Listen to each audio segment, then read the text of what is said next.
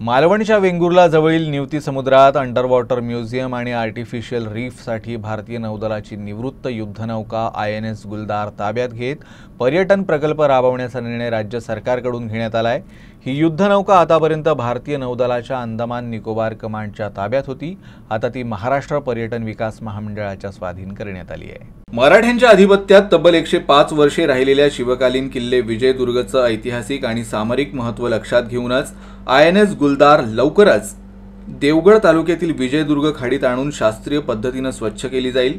विजयदुर्ग खाडीत समुद्राच्या पाण्याखाली असलेल्या या युद्धनौकेचं प्रमाणित स्कूबा ड्रायव्हरच्या माध्यमातून पर्यटकांना दर्शन घेता येणार आहे। ज्यांना स्कूबा डायव्हिंगची भीती वाटते त्यांच्यासाठी MTDC 3 ते 4 पाणबुड्या विकत घेणार आहे। मालवणच्या वेंगुर्ला जवळील निवती समुद्रात अंडर वॉटर म्युझियम आणि आर्टिफिशियल रीफसाठी भारतीय नौदलाची निवृत्त युद्धनौका MDDCनं मागितली होती। भारतीय नौदलात 40 वर्षे सागरी सेवा दिलेल्या या युद्धनौकेला भारतीय नौदलानं कारवार नौदल तळ जिल्हा उत्तर कानडा इथं MTDCकडे हस्तांतरित केलं।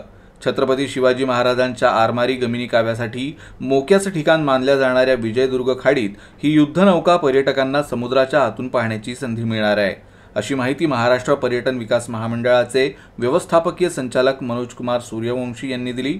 मुख्यमंत्री देवेंद्र फडणवीस यांनी केंद्र सरकारच्या संरक्षण मंत्रालयासोबत पाठपुरावा करून हा प्रकल्प पूर्ण करण्याचा प्रयत्न केल्याचंही त्यांनी सांगितलं।